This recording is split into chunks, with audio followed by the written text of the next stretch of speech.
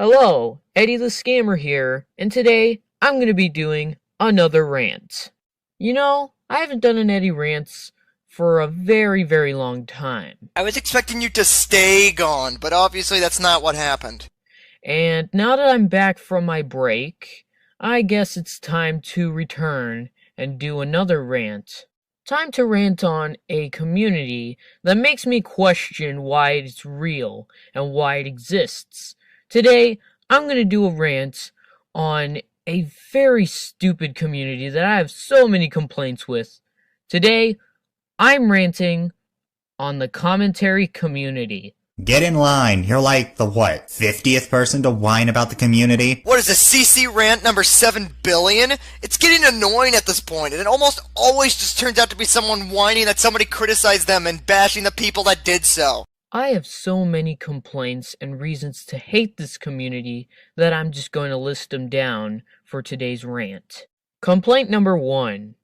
Commentaries are over-glorified.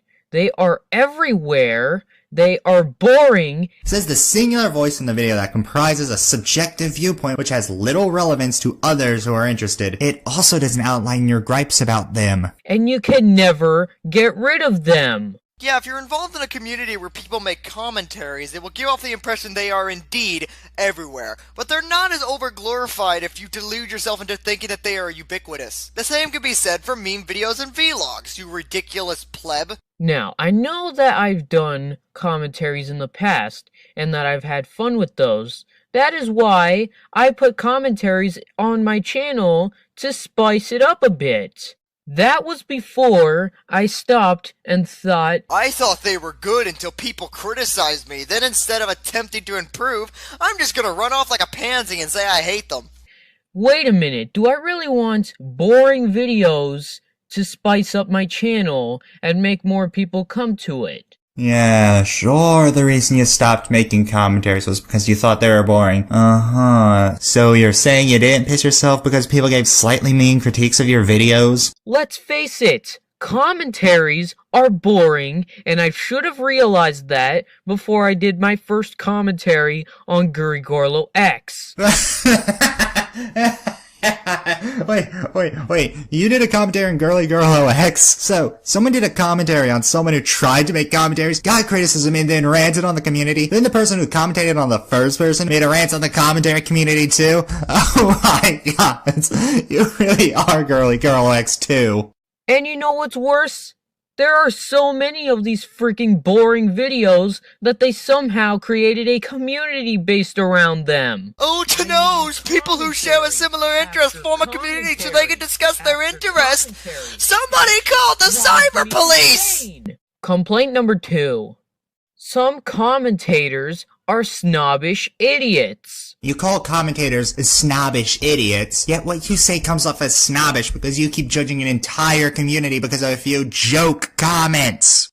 Some commentators, when it comes to freaking posting comments on the freaking comment section, turn out to be snobs. And I'm pretty sure this has happened to Conman, and it has definitely happened to me too. Proof! Damn it, man! You need to present something that can prove what you're saying. Otherwise, how can we believe a word you say? You can spew all the hot air you want, but until you give something of substance, your points are meaningless. And it's not like they're trying to be smart or actually use criticism. So you realize that those comments are usually jokes and not to be taken too seriously? When people do that, 8 times out of 10, it's because they're notifying you that a commentary is gonna be made on you. Or in certain cases, just kidding around. They just literally go like, oh, this video's bad, so you should feel bad. Well, who the heck are you to talk down to anyone? So, you're saying that commentators have no right to talk down to people, yet here you are talking down to commentators throughout the entire video. You know, there's a word for people like you. Some of these commentators think that they're perfect, or that they're better than other people, because they make perfect spot-on commentaries. And we've hit the they think they're better than everyone else complaint, despite the fact that we have a long history of admitting when we screw up. In fact, in my 23rd commentary, that involves me doing just that. Heck, I'm the same way. It interests me that people like my commentary so much and certain people call me a higher up in the community. Doesn't mean I dislike any of my commentaries or admit that any of them were wrong. Except for my first 4 commentaries, which I disown. But the thing is, we don't admit we're wrong until we are proven wrong. We're not going to say we're wrong so we can make you feel better and not hurt your little feelings. Yeah, just go to a random video and treat the one that made that video like crap because they're quote-unquote inferior. When did we say that they were inferior? We don't even treat them like crap unless it's used for comedic purposes or if it's justified, like my 16th commentary on Flippy Invader. That definitely makes you look cool, right? Wrong. It doesn't. It makes you look snobbish, and it makes you look self-centered. Congratulations. I hope you're happy, because without you, this freaking community would be a better place. How would it be a better place? You said commentaries, as in all commentaries, are boring. The community would be a better place with the commentators you discussed left, but you never make any form of distinction if you're talking about select members or the general community. Even if all you did was name drop someone, that would have been infinitely better than your vague, useless statements. Complaint number 3. Ryan. Eddie. Ryan. Eddie. Ryan. Ryan is the best YouTuber ever. Ooh, Ryan makes the best commentaries out there. Ooh, Ryan, he's awesome. This video is nothing compared to my precious Ryan. What? Wait, are there actually people who do that? I can't think of a single person who would talk like that.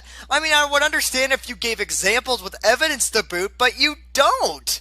You know what? I am sickened to freaking death of hearing about how awesome and how cool Ryan is. Oh my god.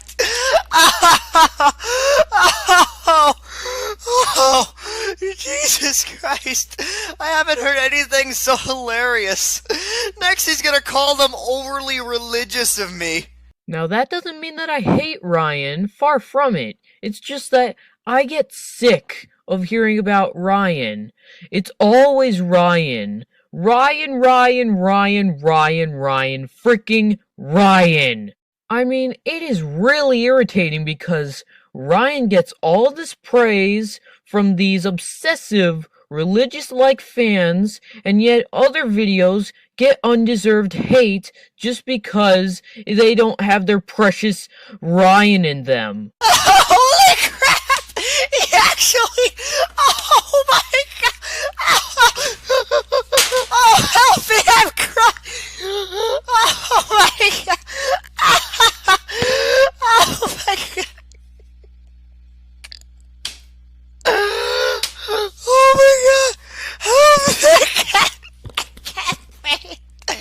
Oh shit. It looks like I'm gonna have to revive him. Again. Why is it every time I've done a co-op with him, something like this happens? I mean, I remember days ago, when I released that Conswagon Eddie pilot, somebody came in and said that it freaking sucked because it had Conman, Coolio, and I in it, and it wasn't as good as his precious Ryan. I know what comment you're talking about, by the way. Silver720 just said, "Save me, Ryan." That's the most he said, which was a joke, and like I said, that shouldn't be taken seriously. Even if it wasn't, he didn't say it was bad because I wasn't in it. At all. I mean, I can understand if you didn't like the animation, or the voice acting was bad, I can understand that. But just because it wasn't as good as Ryan's videos, or it had my name on it, doesn't mean it's freaking bad. Either give better reasons to not like my cartoon, or don't even bother posting comments on my videos saying that my videos are quote-unquote ew. In fact, if I hear about how the great and powerful Ryan is so awesome and how he's so cool one more time, I swear I am going to snap someone's neck. If there was one thing I didn't expect to be called today, it would be the great and powerful Ryan. So my day is officially complete, I'm changing my Twitter name, and now you all must kneel before my feet, you plebs. Complaint number 4.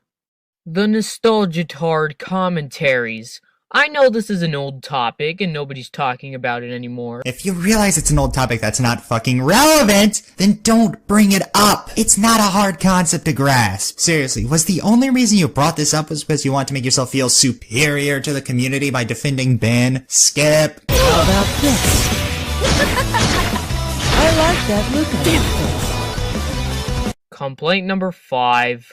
Co-op commentaries. As if regular commentaries weren't enough, there had to be commentaries with 2 guys watching an already existing YouTube video and pointing out the flaws of it. Are they any better? Good God, no! But I just feel like they're just a way of saying, hey, check out this guy's channel. He helped me with this commentary, so you should go check him out. Co-ops are used to lessen the possibility of the bandwagon effect by putting 2 commentators who want to commentate on the same material together in the same video. It's the same reason why me and Ryan are doing this as a co-op, because we both want to commentate on this video. And you really think that the only reason to do a co-op is to shed some light on a new commentator? Ha! Shows how little you know about anything. And honestly, if I wanted to do that, I would just make a video specifically made for a freaking shout out to him or her. Not invite him or her to come over to my house just so we could do a commentary together. We do it over Skype. Nerd. Also, I think that what one commentator says is something that the other commentator should have said without the commentator's help. Confusing, isn't it? Let me put it this way. I remembered in October when Agumon and Blue Flame did a co-op commentary on one of my videos. Blue Flame told me that his co-op commentary wouldn't exist without Agumon's help. He can say that till the cows come home.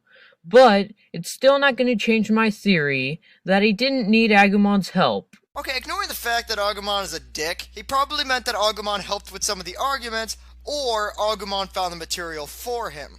Adding on to what Ryan said, having a third party look over your script to make sure that your points are well explained, well articulated, and entertaining is a good idea since it allows someone who would have most likely watched your video to begin with to highlight problems they have with your video. And this isn't a thing that only commentators do. Emil, aka Chugga Conroy, had his friends look over his Xenoblade LP in order to make sure it was perfect. So saying you shouldn't even think to do that is just, well, stupid. Complaint number 6. The bandwagon effect. Stopping you right there. You complain about co-ops, then follow that up by complaining about bandwagons. When in essence, co-ops can eliminate bandwagons because co-ops, especially in the case of bunch of pseudo-intellectuals, help shorten the number of commentators who commentate on one video. I mean, bandwagons can still happen, but the way you organized this list was very poor. How about this? I like that look on your face. Complaint number 7. Some commentators assume that whenever somebody leaves the commentary community, it's just because they can't accept criticism. I call bullcrap on that because some people have specific reasons for leaving the commentary community, and it's not because they can't accept criticism. I mean, where's the evidence that proves that they don't want to take criticism? You're asking for proof, yet you give nothing aside from vague statements that can easily be manipulated by you to suit your needs depending on your situation. Even then, burden of proof. Until you give proof that people who are harshly criticized didn't leave because of said criticism, we don't have to give you a damn thing. Where is it? Nowhere, because you're just basically assuming things.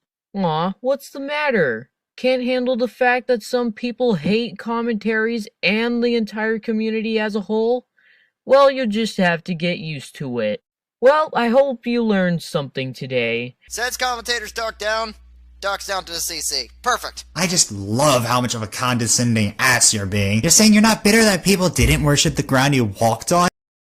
Okay, so next up I have my review on the Spycatcher service. Yeah, that editing. Your avatar just slides right in. Come on, use a fucking generated pony avatar. Just use the damn doll maker to make a simple 2-frame walk cycle. Behold, British Brony's uncanny ability to appear out of absolutely nothing!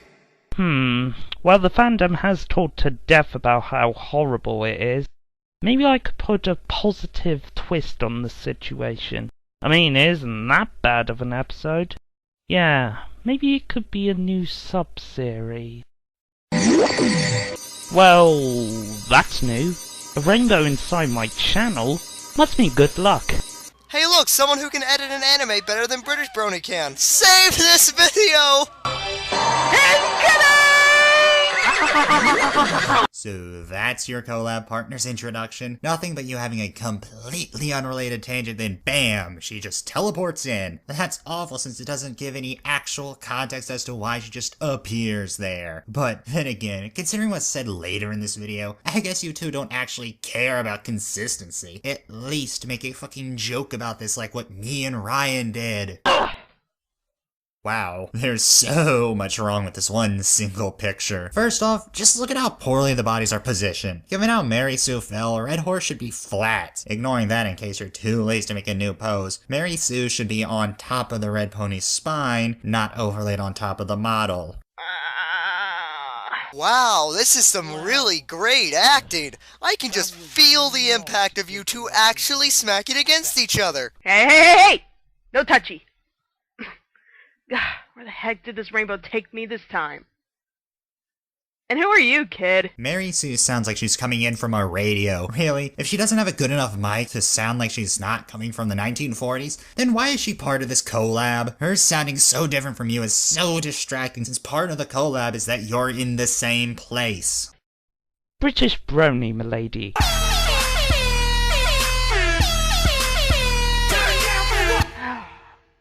I want to get home. Take me home! Oh no! Why won't it let me leave? I guess that means you're here with little old me. Okay, so that is creepy. I am calling 911. I'm calling 911. I'm calling 911. Yes, police, hurry. We have a nice guy situation. Come quick before he gets out the pocket and reaches ultimate euphoria. I guess this is code for I have to serve you with something till my magic allows me to leave. Boy, does that sound familiar. Lady, run while you still can. The euphoria will be too much if it... Wait, Spike at your service, collab. Well, that's what it says on my checklist. I'm gonna do a positive spin on it. Well, if it means I can get out of this channel, then let's get on with it! Cue the intro! Hey, that's my...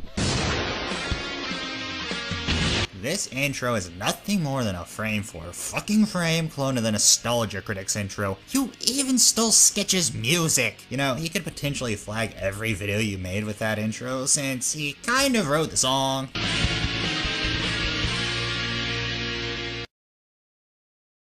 Hello, I'm the British Brony, reviewing the Magic of Friendship for your viewing pleasure. Viewing pleasure? Fuck no, but most definitely for our riffing pleasure. And welcome to a new portion of the show I'd like to call Anal Bad. Anal bad?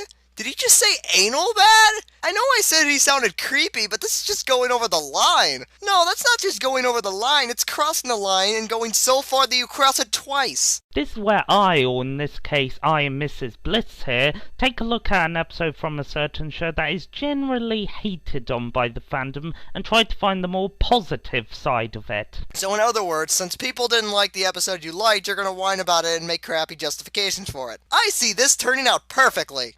Really? You had to spell that out? Is it not my amazing rainbow tale a hint that this is going to be a happy review? Well, I did need to introduce this new section to my audience. Why do you have to introduce this to your audience? I mean, if I was in your shoes, gods know I would never want to be, I would just let the review speak for itself and not try to force a gimmick onto the review that really goes unexplored and only serves to let you give a video a fancier name. And you didn't even do that! For once, Spike is kinda degraded down when he quite literally sells himself to AJ after she rescues him from a pack of Timberwolves. This being the big reason for why the community seems to be against this episode. This makes me question the knowledge of the fanbase you're fucking part of. I'm not even a goddamn brony, and I know that there are more reasons as to why people don't like the episode. Hell, you list some of them in this very video! So Spike lays down that he won't be an honorable dragon unless he's allowed to serve AJ for saving his life, which basically leads to the community hating him for this.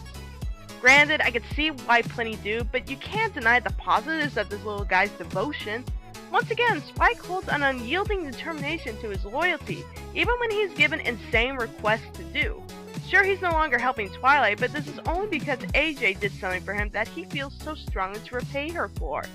You gotta admit, that's cool.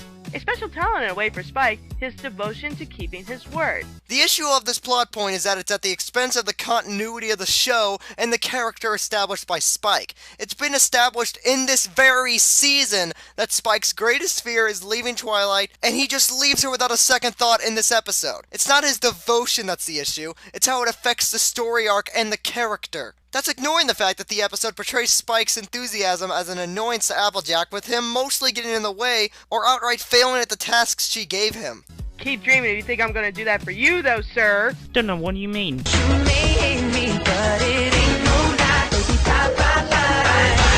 Anyway, we come to everyone's big problem with the episode. The kitchen scene where Spike made a mess of everything. Okay, I know we saw he made cookies in Owl's Well That Ends Well, and later on in Season 4 he made a mountain of nachos in Twilight Time, but really, if this is continuity error, why is every pony caring? Because it's a fucking error? A mistake in the show? The thing that analysts are supposed to point out? Well, actually, it's because... Continuity? Continuity? Okay, lady, British Brony was able to say the word, but apparently you can't. Learn to word. But Spike has always served Twilight before, now he's serving AJ. Luna Celestia, I hate that word. If you really hate the word continuity, then you hate what ultimately makes shows like this work. It's common knowledge that if you're writing a show like MLP, you need to keep consistent with your plot and characters, otherwise everything's just gonna get confusing. In a new environment. Spike is serving AJ in a completely different environment. I wouldn't expect him to find his way around the kitchen that fast in her house. A kitchen is a fucking kitchen. I don't think you know this, but kitchens generally tend to have a similar flow to their designs, so saying that it's a completely new area is stupid. Maybe if previous episodes of the show didn't show that Spike can cook, well then maybe you'd have something. Maybe. But until then, I claim bullshit on your point. New environments does not excuse already established character traits. We know Spike is good at cooking and keeping things in order. A new environment shouldn't change that.